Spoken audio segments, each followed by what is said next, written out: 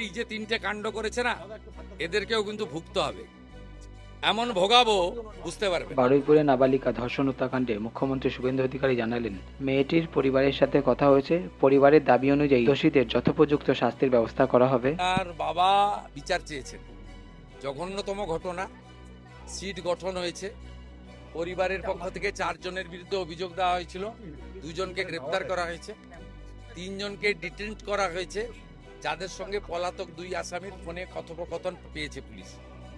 পুরো আইজির নেতৃত্বে police, STF সবাই কাজ করছেন। ওনার পরিবার যা যা চেয়েছেন সরকারের কাছে, সেই কাজ সরকার করছে। আমি আশা করি যে তদন্তের মাঝপথে আমার না বলাই ভালো, কিন্তু এটুকু আমি বলে দিচ্ছি, পরিবার যেভাবে জাস্টিস চেয়েছেন, পরিবার সরকার এবং পুলিশের কাছ থেকে যে যে সহযোগিতা চেয়েছেন সেটা তারা পাবেন।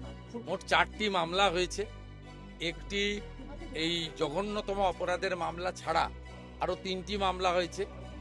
সম্ভবত আমি এখনই বলবো না, আমি কাউকে ক্লিয়ারেন্স দিতে চাই না, পুলিশ বলবে। যেটা মব লিঞ্চিং হয়েছে, এর পিছনে একটা কমিউনাল অ্যাঙ্গেল ছিল। রেল লাইনে যেভাবে রেলপথকে উপড়ানো হয়েছে, আমাদের অতীত ইতিহাস মনে পড়ছে। 2019-এর সিএ বিরোধী আন্দোলন বা কিছুদিন আগে ওয়াকফ অ্যামেন্ডমেন্ট বিরোধী আন্দোলন। তৃতীয় হচ্ছে সিআরপিএফের 2 জন জওয়ান আহত হয়েছেন, একটা পুলিশের গাড়িকে জ্বালানো হয়েছে।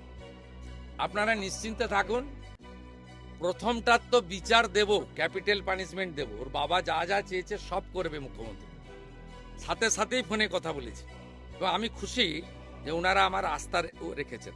বাকি 3টে বিষয় যারা যুক্ত, যারা অতৃপ্ত আত্মা, ভোটে হেরে যারা ঘরে ঢুকে গেছিলেন, এখনো ঢুকে আছেন, এই তিনজন মিলে এই যে 3টে কাণ্ড করেছে না, এদেরকেও কিন্তু ভুগতে হবে, এমন ভোগাবো বুঝতে পারবে।